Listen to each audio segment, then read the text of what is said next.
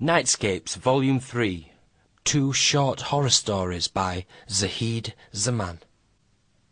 Night the demons came. For my mother.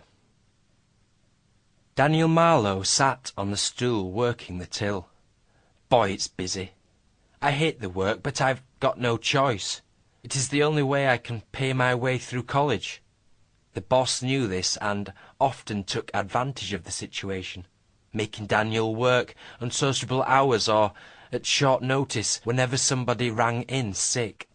Daniel had only been there 6 weeks and already hated it.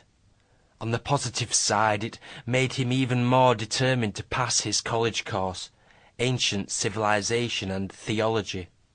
He didn't really know what he was going to do once he passed, but it was the only subject that interested him and that he could handle. He disliked all other subjects with a vengeance, maths being his worst. He looked around the cafe. It was busier than usual. Good. The boss would be pleased. Maybe he'd even give him a bonus, though he doubted it. No harm in being optimistic, he thought. Daniel looked worriedly at a set of shady-looking characters sitting in the corner. He hoped to God they weren't planning on robbing the store. He didn't know how he would react. He didn't think he could handle it. 2 of them wore suits, but the one with the long hair wore a long overcoat with what looked suspiciously like a shotgun bulge showing just underneath. He knew it wasn't a gun. Shit, he prayed it wasn't a gun, but the feeling of foreboding wouldn't leave him. Things just didn't feel right. The till jumped up at Daniel, sending him flying backwards onto the floor. He couldn't believe what he was seeing.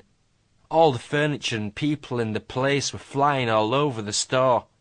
The hairs on the back of his neck stood on end as a huge roar ripped through the building. Then everything was still again, a deathly silence of shock and terror.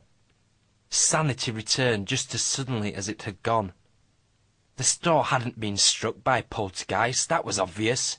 They didn't exist, did they? But an earthquake? In this part of the country? It was unheard of.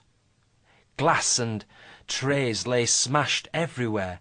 Furniture had been upended and splashes of blood were streaked across the walls.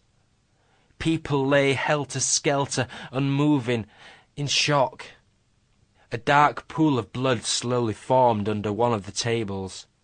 The poor guy under it seemed to be dead, his head crushed by a table. Daniel was okay, apart from... Sample complete. Ready to continue?